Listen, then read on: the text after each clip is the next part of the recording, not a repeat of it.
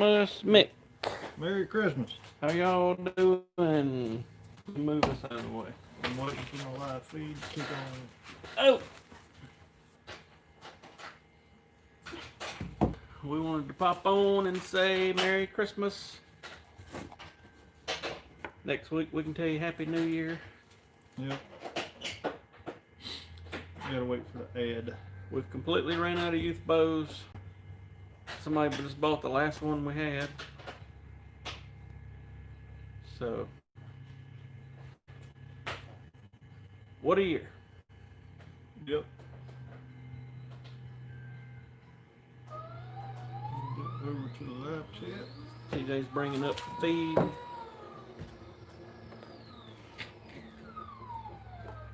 We got Christmas festivities tonight. Closed till next week after tonight. Yep. So that'll be good. I gotta go to Lowe's when I leave here. Uh-oh. I hope Lowe's ain't bad. Vanessa went to Walmart earlier. She said it was a madhouse. I'm sure.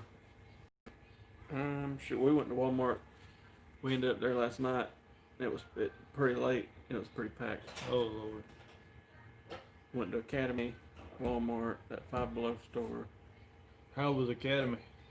It wasn't that bad. It wasn't that bad at all. But Walmart was wide open. Merry Christmas, Darren. Merry Christmas. Hopefully Santa treats everybody good. Yep.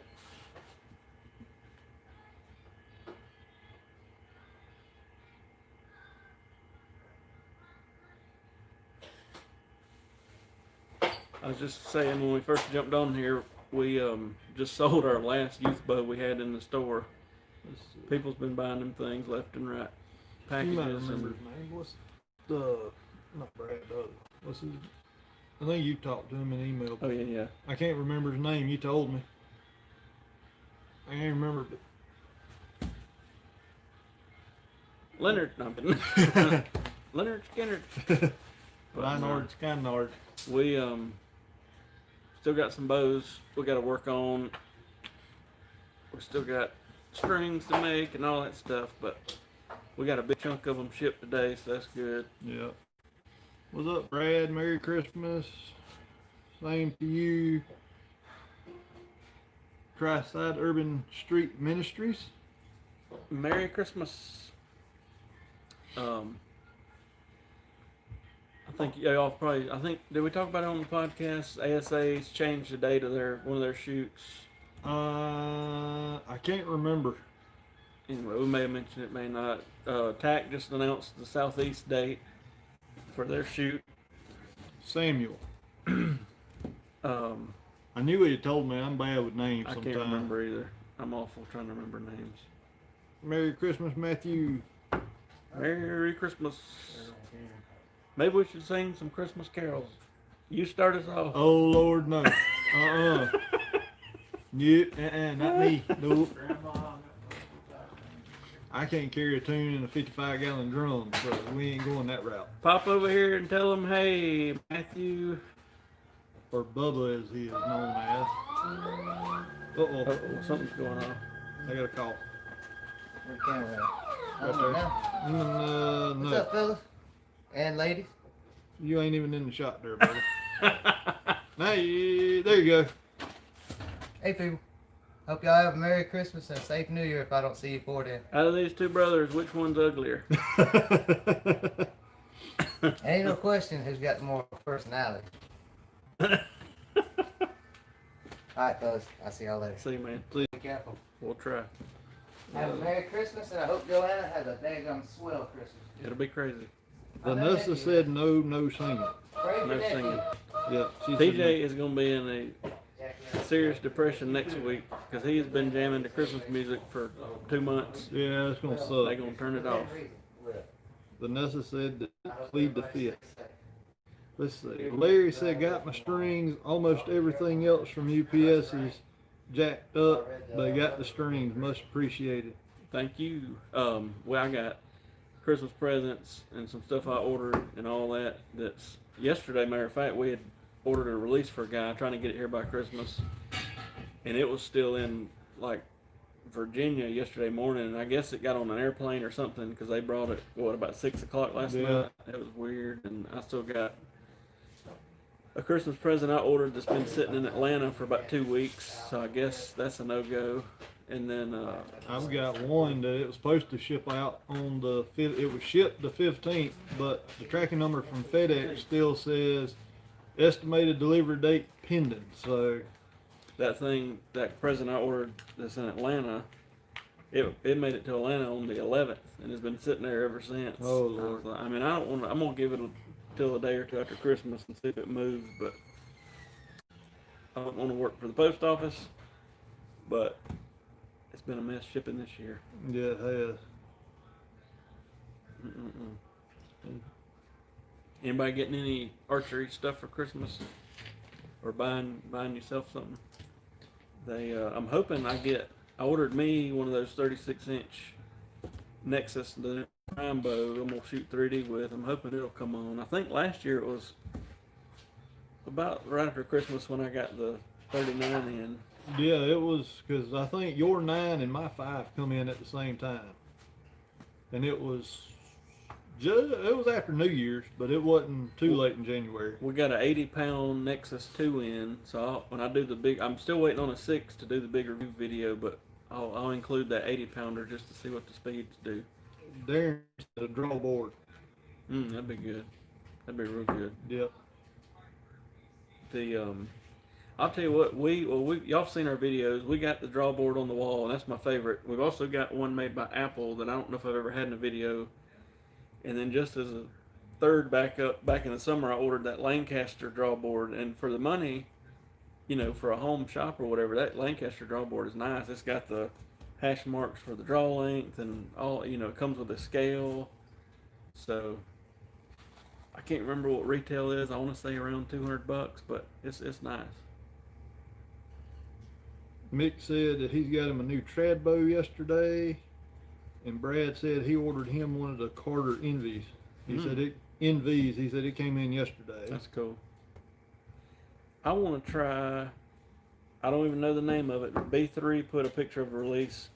That had the strap. It's a back tension with a strap. Is it the Exit? I think so. Exit 4. That's what Something like that. I'm gonna probably order one of them and test it out. Uh-oh. We got a caller on line 1. Yes. Let's see. Matthew said he got himself a bow press and a draw board. Darren said an archery design. Yeah. All right. Samuel asked, have you ever seen one of those Franken bows where somebody has taken an older single cam bow and turned it into a dual cam? We have. There's a guy that gets on here a lot. His name is Leon Crandall, and that joker is a master Frankenbow artist. He's took all sorts of, mainly Matthews stuff, but he's put like all sorts of different cams and limbs and stuff together, and he's done some prime stuff and Matthews stuff together, which is a weird combo. But when I Frankenbow stuff, it takes a lot of trial and error. But he'll send me a spec sheet of the strings, and 99% of the time he's got it on the money. You know what I mean? So he's done some nice builds. He'd be the one to talk to about that when he pops on here one day. But he's got some nice stuff he's built. He must be taking a break because I haven't seen a silver and black. Yeah, I don't think I've talked to him in a month or two. I hadn't seen a string order come in. I think Yeah. it's flow orange and silver with a black pin, Yeah. if I remember right. Clear servant. Yep. But yeah, some Frankenbow builds are pretty neat. Mm-hmm. You just got to be careful. You don't want to blow it up or nothing. But trying to think what else has happened here in the past week. The TAC announced their Southeast date.